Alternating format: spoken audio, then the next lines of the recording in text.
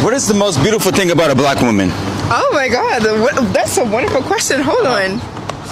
Okay, I think the most beautiful thing about a black woman is her smile, the way that her skin glistens when the melanin is in the sun, and I would definitely say it would be the way that she carries herself with confidence. Okay. Yeah. What is the most beautiful thing about a white woman?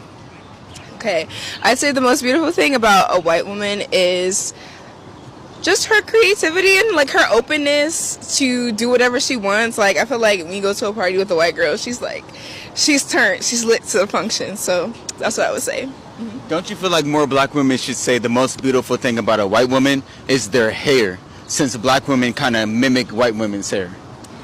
I wouldn't say that black women mimic white women's hair. I feel like in terms of black women, when they wear stuff like wigs and when they wear stuff like braids and stuff, it's just an expression of themselves and their hairstyle. I don't think it would be that they're copying or anything, because we as black people, we're not a monolith. We get to wear whatever we want and call it our own. I feel like the way that we style our hair makes it unique to us.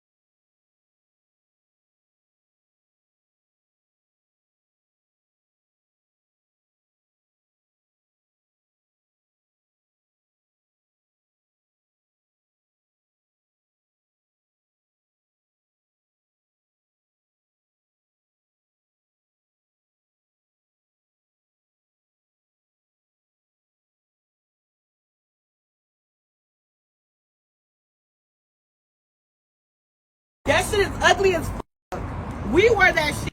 It's braids. Are you being for real? Take that shit out now. Okay, what's your problem? Take that shit out now. You were just in the store. But take that shit out now. Bro, what the fuck? Take that shit out. That shit ugly as fuck. What is going That on? shit is ugly though. Man, Like, I'm look at your fucking hair. It doesn't look bad. That's ugly. Please stop following us. She said, well, when I invite them to lunch, they don't come. When we invite them over, I really think the racial divide between black women and white women is worse than with the men. Sisters, some of your non-black coworkers are very interested in you. Genuinely, they want to get to know you.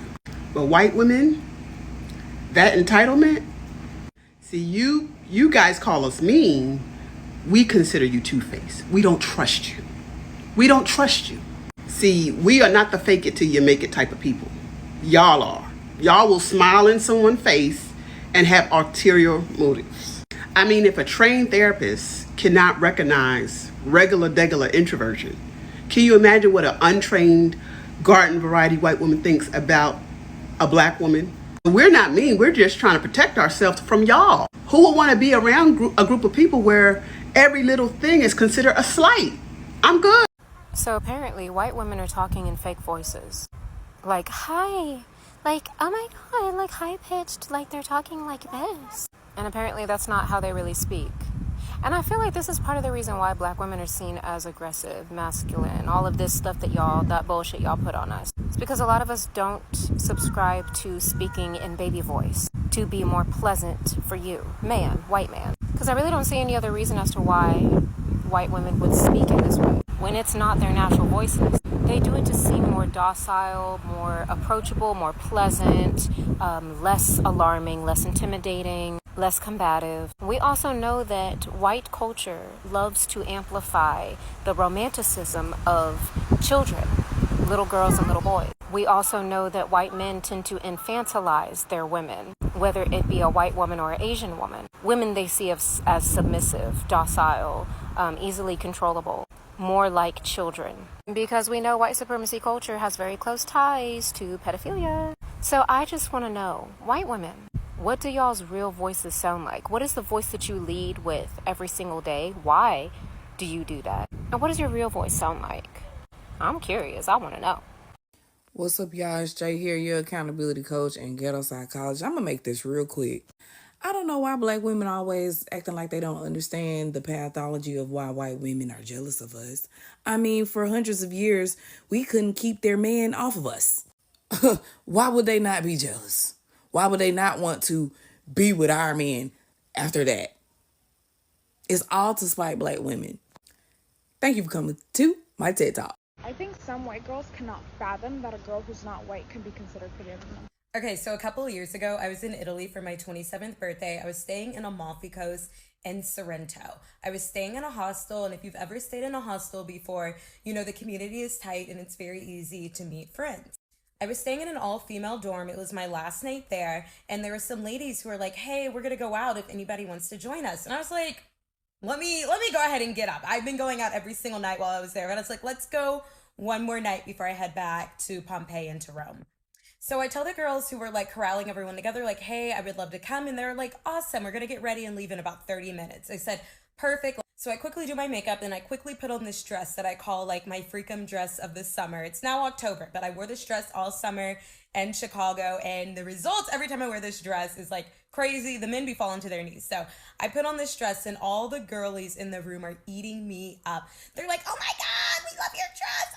Your body. Like, you look so good. Like, all the girlies from all walks of life, right? We got all the girls from Europe, Southeast Asia, Latin America. Like, everybody's in the room and they all are wooing over me. Rightfully so. We love girls that support girls. This is where it gets interesting. The two girls that corralled us all together, I watch a lot of Real Housewives, so I can peep group dynamics. I can peep Mean Girl from a mile away. And as we are getting dressed, like, I see the two girls kind of like shooting eyeballs at me, like, what?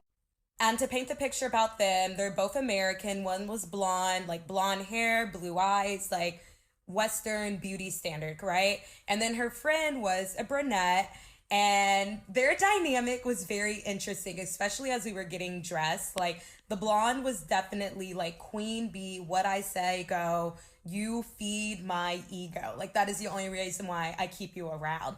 And the brunette complied, right? So I get dressed, I'm standing in the body length mirror, there's only one in the room, and I see the brunette like come over. She gives me like one of these smiles. First we were talking, but now all of a sudden it's a smile, and I was like, oh, this energy's a little off. And she looks at her outfit and she looks at the blonde girl and she goes, I just don't feel like confident in my outfit. I feel very underdressed. And what she and the blonde girl were wearing is what I call the basic special. And I partake in the basic special. It's mom jeans and a crop top. I love a mom jean and a crop top. I'm not calling you basic. I'm just saying it's a basic special. It's very good outfit. It always looks good. But on the Amalfi Coast in Italy, I was literally on a yacht the day before. Like, I'm wearing my best in Italy. There's and then also, like, if you've been to Europe, the girlies there are dressed to the nines all times. It doesn't matter what time of day it is. You go to the grocery store, the girlies are dressed up. So that's just how it is. But old girl, the brunette, was feeling like very insecure. And you could see them looking at me, especially as I was getting all these compliments in the room. They were giving me death stares. And then the blonde looks at me as she's talking, as she's like responding to the brunette when she says, oh, I just don't feel confident in my outfit. I feel like it's basic. And she's like, we're wearing the exact same thing. Get over it. You don't need to show your body off to look good. And I said, did she just slut shame me a little bit? Like, I thought we were friends. I thought we were doing good. Again, a couple minutes ago, I was in my bed. I had my bonnet on. I did not have an ounce of makeup. I still look good. But really did not think they thought I could look as good as I put my look together. Like, the mean girl energy that came off her when she said that, I was perplexed. And then she tells the brunette, like, are you ready to go? Like, let's go. And they get up and they walk out the room. And I was like, I thought we were going together, because it was just those two and me that were going out.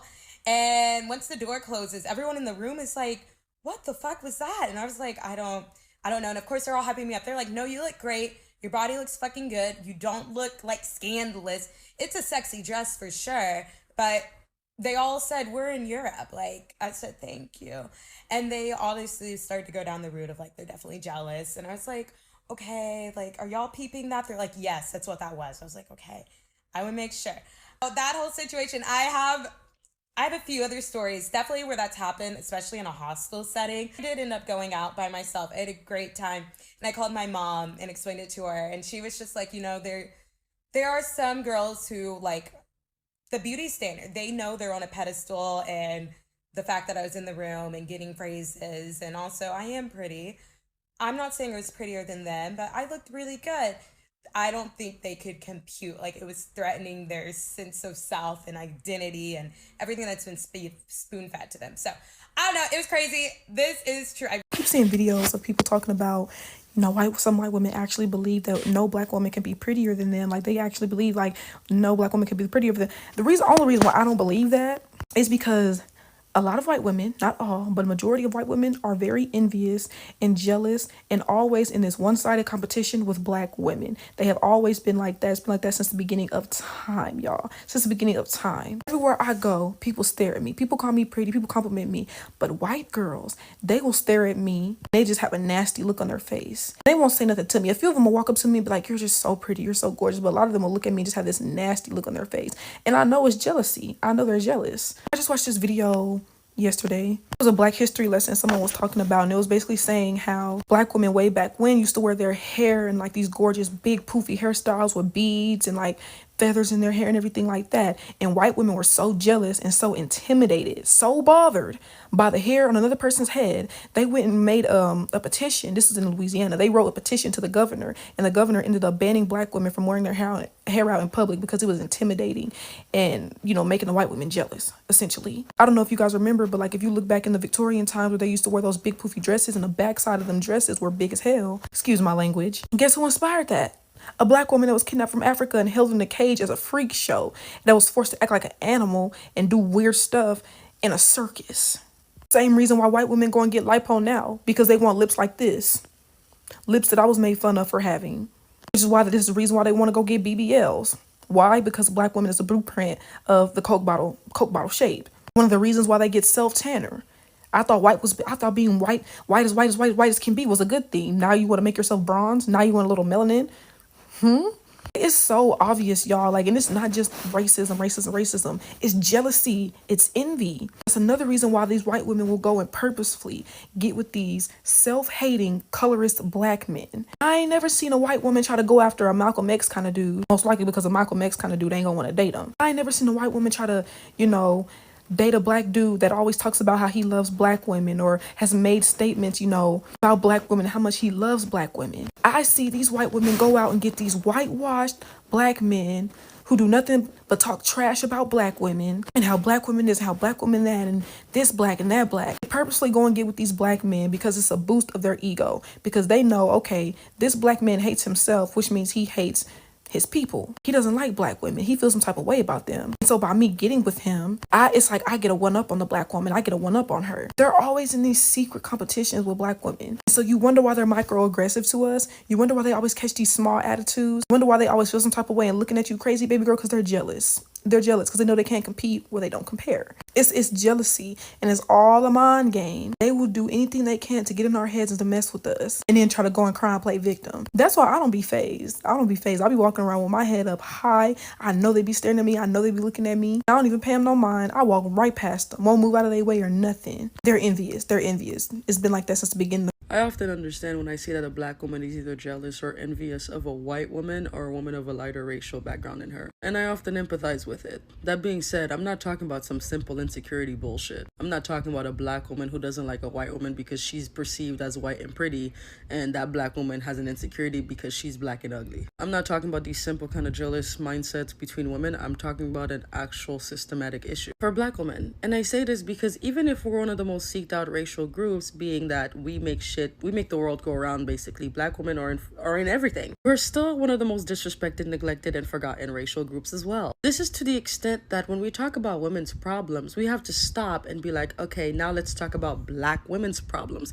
because more often than not, women's problems neglect the problems that are unique to black women, which is why we have stuff like misogyny and then misogynoir, because racism plays a good part, and because these white women who face issues with misogyny will become misogynist towards black women, and now we have misogynoir. And with that being said, I've seen black women in person who've talked about how they wish they were white. And God, not because white people are better, just because they're so tired of living under these social understandings of what it means to be a black woman. They're so tired of being strong. They're so tired of being misrepresented. They're just tired. They want peace. And so they're smiling in my face saying these words lightly, white women have it easy. But there's a lot of weight and there's a lot of remorse and sorrow behind those words. And it's not that white women don't go through their own troubles. Of course they do. They're women. But there's just something so dehumanizing and heartbreaking in watching Megan Thee Stallion get hate and get criticized for literally being a victim of deep fake internet corn, where when it was happening to Taylor Swift, these same people were just like, oh my God, let's not do this. We need a law to prevent this. AI is getting out of control. We need to protect these women, yada, yada, yada. And it's like, am I unhappy that Taylor Swift got justice really quick? No, she deserved that justice. That's disgusting and gross. What I am unhappy about is that Megan can't get the same thing without a fight. What I am unhappy about is that unless we all hug Megan and cry out,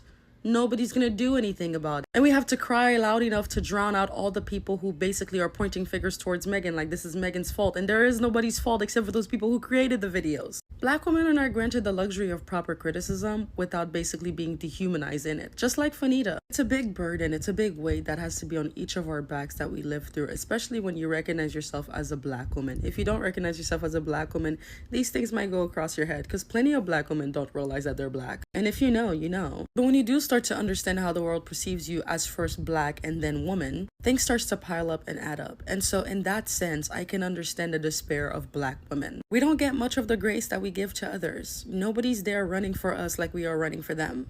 And every day I come on this app and I'm reminded of white women. I'm gonna be honest. There's a broken trust between black women and white women. You see, when it came to slavery and it evolved into black women working in white people's homes, black women and white women were able to share experiences. But in the midst of finding those similarities out, white women knew the weaknesses and the vulnerabilities of black women and still chose, with the little power that they had in being white, they still chose to oppress black women instead of lifting them up. Now, we recognize that there were white women who were abolitionists and who were helpful. But let's not forget, so was Susan B. Anthony and Elizabeth Stanton.